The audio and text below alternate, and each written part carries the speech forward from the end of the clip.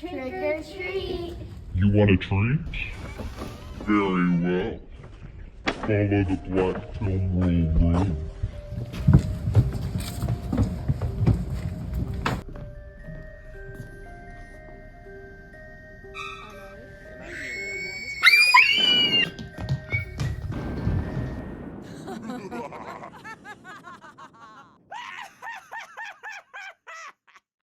I'm Cameron. And I'm David. And you're watching The Buzz. We've enjoyed Spirit Days all week as part of I-30 Classic Week.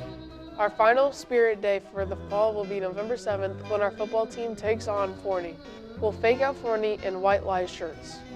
Congratulating Lisa Laudermilk, our Hive teacher representing social studies, and Roberta Gutierrez, RHS Library, Para of the Month.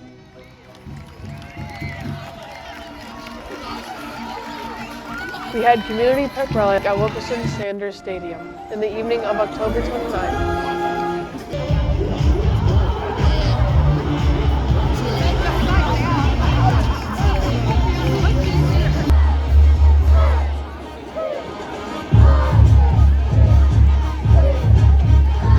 Trunk or treat. Lots of clubs and organizations were there, and guests got to participate in a pep rally at Wilkerson Sanders Stadium. November 7th will be the Senior Week Pep Rally. In prep for Scare on the Square and the Community Pep Rally, the art department set up some Halloween-themed art on the second floor of RHS. You can't see them this week, but you can hear about them. Buzz reporters Adib, Will, and Obi got some insights on these designs from the artists. Behind the expressive pictures in the displays, there are stories to be uncovered. Starting off for the assignment, students had skulls available as models on tables. The goal was to practice using different mediums. Sophomore Evelyn used colored acrylic for her art. We didn't get white paint for highlights till the very end, so you got to play with values and colors and fun shadows and making something look realistic without making it look realistic. Sophomore Hanae had a lot of symbolism in her art. I wanted to do something creative and merge my skulls together from like the focus point to the back. And I wanted the meaning to be based off of like how people could fall apart and like unravel to show their true identity. The lines and cracks used in her art represent people's struggle to handle pressure. To show that some people could just, lose it and break. Ty Lee, a junior in Honors Art 3, loves to make pieces that express her interpretation of emotions. Whenever you wake up and you just feel bleh and you don't want to do anything and everything kind of just feels like it's going on in the background, you don't really know what's happening, that's what this is. Andreas, a senior at Rockwall High School, spent 40 hours putting his piece together, not including the time he spent brainstorming on it. I based a lot of the style off of comics, like right here with the kind of like exaggerated bits of yellow. And I decided to make a lot of it kind of like realistic in some places and then really cartoonish in some other places. I find a lot of it very interesting and I do really enjoy the colors. It's impactful to see the work displayed around our school and insightful to hear what inspired the artists to put it together. Check out more on this project and others on our Buzz News YouTube channel.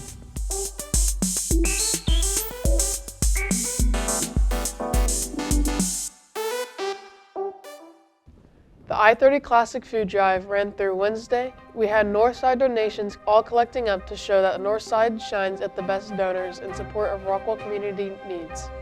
In our 2024 food drive, we brought 24,645 pounds of food. This year, we did well. While we're talking about Spirit Week, let's recognize the day. This is Halloween. Adib checked around campus to see what Yellow Jackets had to say about the holiday.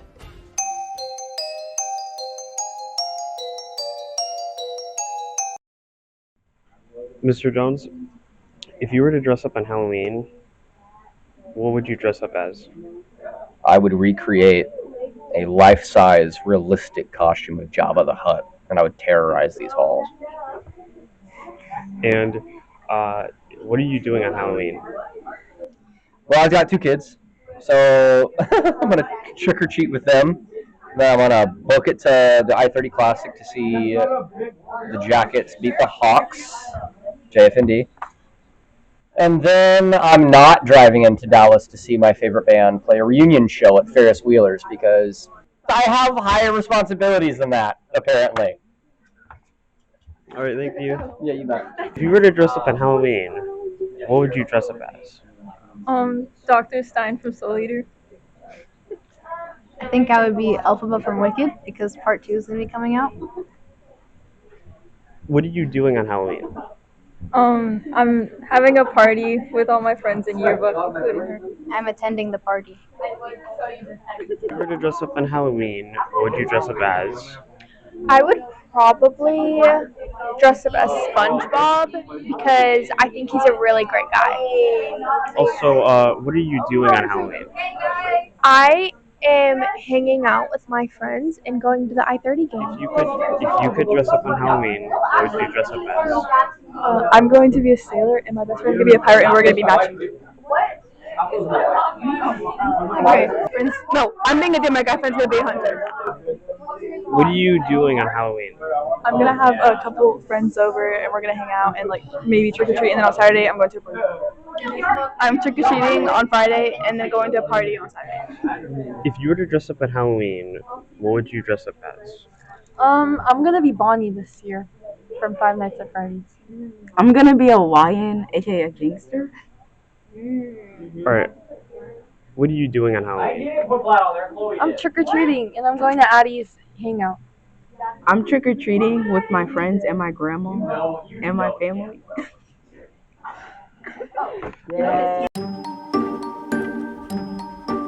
You can view the full Buzz Bomb on our Buzz News YouTube. The district is hosting its second annual Veterans Day ceremony on Tuesday, November 11th at 11 a.m. At Wilkerson Sanders Stadium, some of our students will be involved and buses will be transporting them to the event around 10:10 on 11/11. The RHS Library had its final Halloween event of October this week. It included a haunted escape room and figuring out the mystery of Ashmore Manor. The Rock 9 Library hosted a competition this past month. Guess how many eyeballs are in the jar? The closest guessers were Natalie Ross and Sarah Tanner. Please report to the library to pick up your prize. Both Rock 9 and RHS libraries host engaging events and interactivity throughout the year. So stay tuned on Buzz News and announcements to see what's going on. The Take Care of Texas competition is still happening and is accepting entries till Friday, December 5th. The top 6 winners will receive hundreds of dollars in camera gear or thousands in scholarships. Scan the QR code on go-to-takecareoftexas.org for more information. Now it's time for RHS Fine Arts. Congratulations to the Orange Wave Band, who advanced to the state marching finals in San Antonio last weekend. After 2 great performances, Saturday, the Orange Wave finished in 3rd place at the UIL Area C Marching Contest and qualified for the UIL State Marching Band Contest. This is the 5th time in school history and the first time since 2018.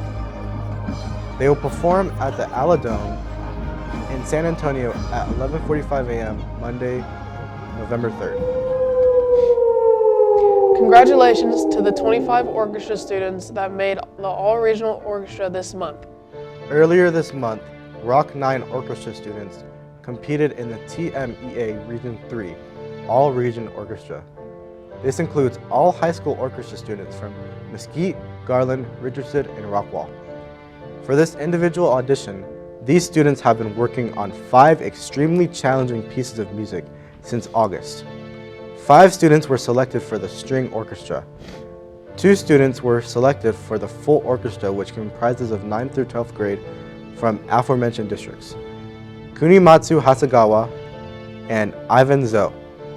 This is a huge honor for high school orchestra students. Let's congratulate the 31 RHS choir members who earned a spot in All-Region Choir earlier this month. Of the 31, 13 made mixed choir and will be advancing to pre-area auditions in November. These 13 students from Rock 9 will represent All-Region Choir in a concert at the Heath Performing Arts Center November 8th at 5 p.m. Please join me in congratulating our talented RHS jazz students on their incredible performances at the Region 3 Jazz Auditions. Last week, out of 18 students from our campus who auditioned, 9 earned placement in Region Jazz Ensemble, and 7 of those students advanced level for a chance to qualify for Texas All-State Jazz Band. Winter Guard will have tryouts Monday and Tuesday and Thursday, November 10th, 11th, and 13th in the RHS Band Hall from 5 to 8 p.m. Scan the QR code for more info on that. Now it's time to get into RHS sports. For volleyball, first round playoff match was Thursday at Rowlett High School against Saxe. It's great to see the team advancing. Your JV1 Yellow Jackets went 6-1 this season, finishing up with district runner-up. Job well done. Varsity also had a 6-1 district season and an overall season of 15-5. Give it up for your Varsity Yellow Jacket tennis team.